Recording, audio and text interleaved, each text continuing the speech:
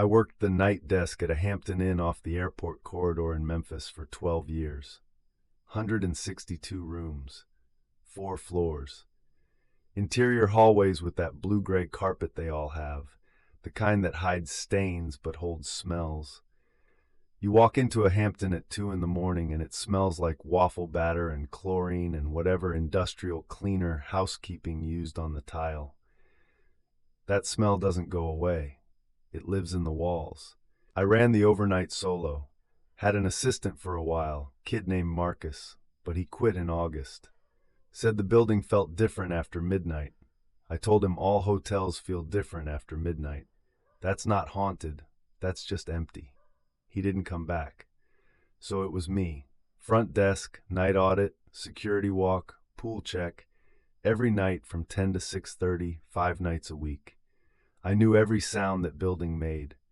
The ice machine on 4 did its dump cycle at 1:40 a.m. You could set your watch by it. The elevator thumped when it settled on ground.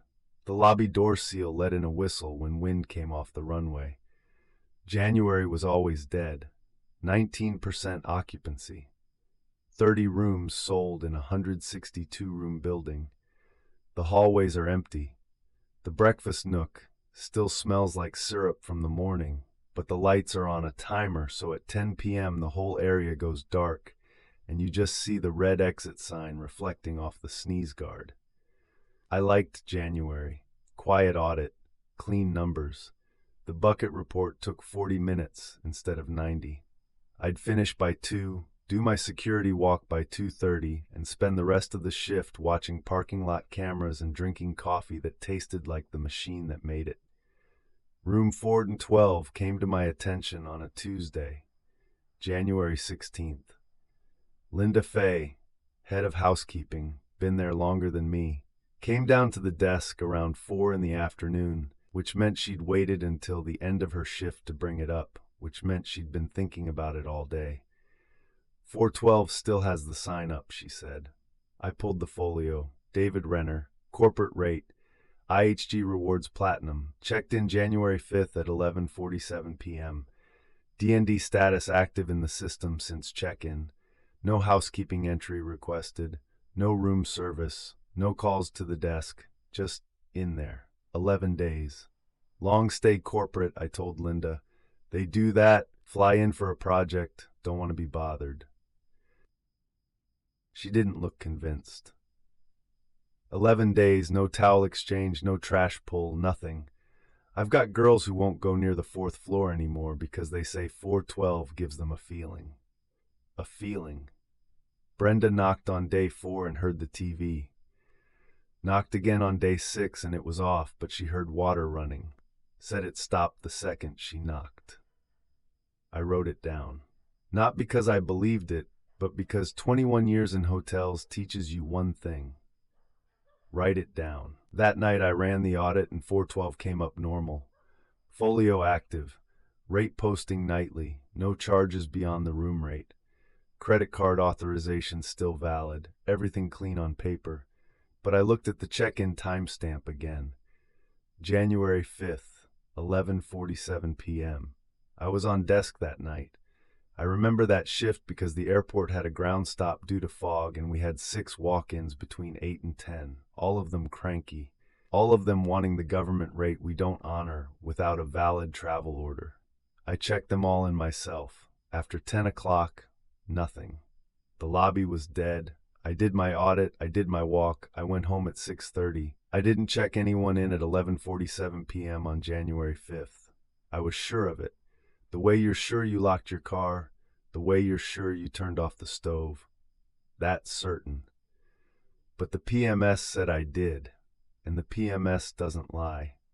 The PMS doesn't have opinions or bad memories or nights that blur together. The PMS just records what happened. I looked at the check-in record, Terminal 2, the back office computer. I never used Terminal 2. The keyboard sticks and the monitor has a dead pixel cluster in the upper right corner that looks like a thumbprint. I use Terminal 1 at the front desk, always. Someone checked David Renner into room 412 from Terminal 2 at 11:47 p.m. on a night I was the only person in the building. I closed the folio screen and finished my audit. Didn't write it in the log, didn't call anyone, just filed it. The way you file things that don't make sense yet. The way you tell yourself there's a reasonable explanation and you'll find it later. I didn't find it later. 2 days later, the credit card company called. Wednesday, January 18th. I was halfway through the bucket report when the front desk phone lit up. Outside line, which is unusual at midnight. The woman identified herself as a fraud analyst with Chase. She was calling about a cardholder named David Renner. She asked if we had a guest by that name currently checked in. I said yes. Room 412, active folio. She went quiet for a second. Then she said the card had been reported stolen on January 3rd. January 3rd, 2 days before the check-in. I told her the card authorized fine on the 5th. She said that wasn't possible. The card was canceled on the 3rd. Hard cancel, not a freeze. The number shouldn't have processed. She asked me to verify the check-in details. I read them off the folio. David Renner. January 5th, 11:47 p.m. Corporate rate, 1 king, non-smoking. She asked who processed the check-in. I looked at the transaction log, Terminal 2, my operator code. I told her I'd call her back. I didn't call her back. After I hung up, I went to the file cabinet behind the desk, the one with the physical registration cards. We still kept them. Corporate policy for IHG properties. Every walk-in, every check-in that happens at the desk, the guest signs a card. I found January 5th, 6 cards from the airport fog walk-ins, and a 7th. David Renner, room 412, corporate rate, signature at the bottom. The handwriting was mine. I don't mean it looked like mine, I mean it was mine. The way I make my Ds, tall, with the curve not quite closing at the top. The way I don't finish my R's, leave them open like a P. The slant. The pressure, heavier on downstrokes because I'm left-handed and I drag the pen instead of pushing it. 21 years of signing night logs and incident reports, and I know my own hand. I didn't sign that card, I know I didn't.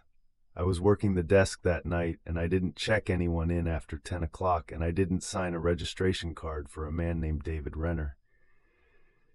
And I didn't use Terminal 2 because I never used Terminal 2. But there it was. I put the card back in the file, closed the cabinet, went to the back office and pulled the security camera archive for January 5th. I found the 11:47 p.m. timestamp. The lobby camera, camera 1, the wide angle that covers the front door, the desk, and the seating area. At 11:47 p.m. on January 5th, the lobby was empty. The front desk was empty. My coffee mug was on the counter. My pen was next to the keyboard. My jacket was on the chair. But I was not there. I was there. I remember being there. I remember the fog and the walk-ins and the government rate arguments and the quiet after 10. I remember sitting at Terminal 1 and running the preliminary audit numbers, but the camera said I wasn't there. For 3 minutes, 11:46 to 11:49, the lobby was unoccupied. Then I was back, sitting in the chair, like I'd never left. The PMS transaction log shows the 4:12 check-in completed at 11:47:22. During the 3 minutes, I didn't exist on camera. I closed the archive. I didn't copy the footage. I didn't report it. I just closed it. Day 10, Thursday night, January 19th. I did my audit, normal. I did my security walk, normal. When I got to the 4th floor, I walked past 412 the way I always did, checking the corridor, checking the exit signs, checking the fire extinguisher inspection tag. But this time I stopped. The D&D sign was still there. Laminated cardstock, standard Hilton issue, hanging from the lever handle. I put my ear against the door. Nothing. The room was silent. The hallway was silent. The ice machine on 4 had already done its dump. It was 2:20 a.m., and the building was so quiet I could hear the elevator cables settling 2 floors down. Then I heard water, not running, more like someone wringing out a towel. A thick, wet compression sound. 3 seconds. Then nothing. I didn't knock. I told myself the guest was in the shower and I was being paranoid, and I should go back to the desk and finish my audit and stop acting like Marcus, who quit because a building felt wrong. I went back to the desk. I finished the audit. I didn't write anything in the log about 412. The next morning, the GM called me at home, woke me up at 9, which he never did. How long has Ford 12 had the D&D up? 11 days, I said. That's too long. We're doing a welfare check tonight. Be ready at the start of your shift. I'll have Keith from maintenance standing by. I said fine. I hung up. I set my alarm for 8 p.m. I didn't sleep. Keith was waiting in the lobby when I came in at 10. Big guy, ex-Navy, kept a flashlight on his belt even indoors. He had the deadbolt override tool, the brass hex key that bypasses the interior latch. We took the elevator to 4. The corridor was empty. Blue-gray carpet under fluorescent strips, room numbers ticking up on brass plates. 408, 409, 410. The ice machine hummed at the far end. 412. The D&D sign was hanging from the lever handle.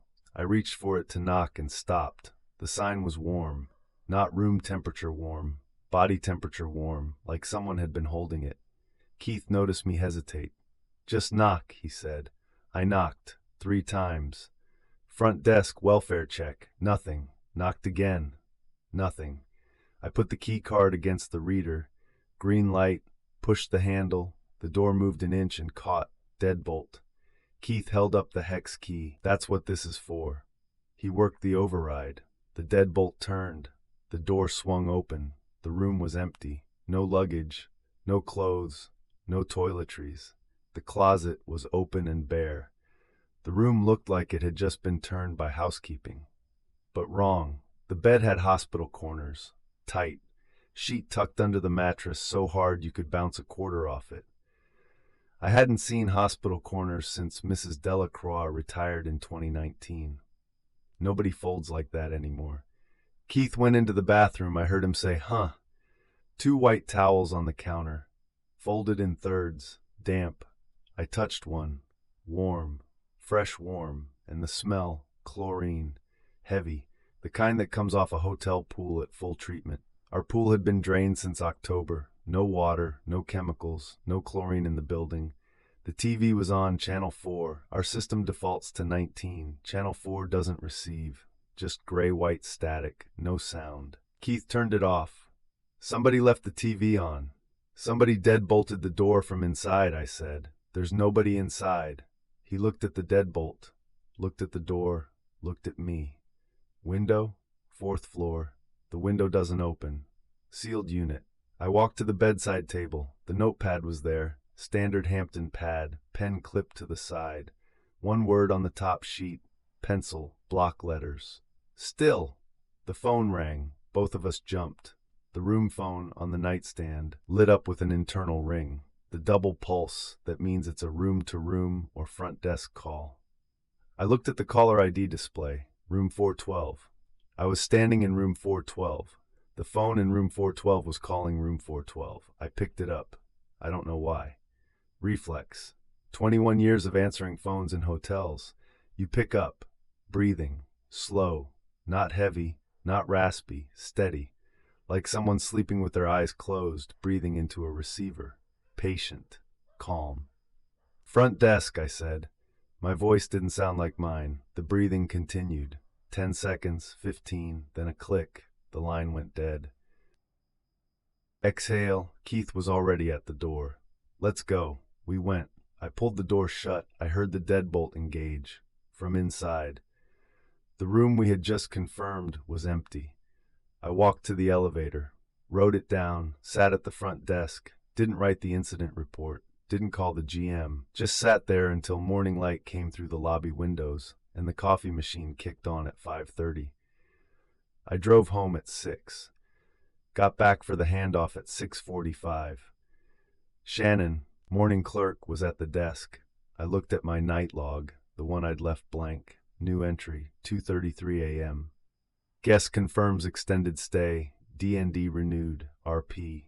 RP my initials, my handwriting.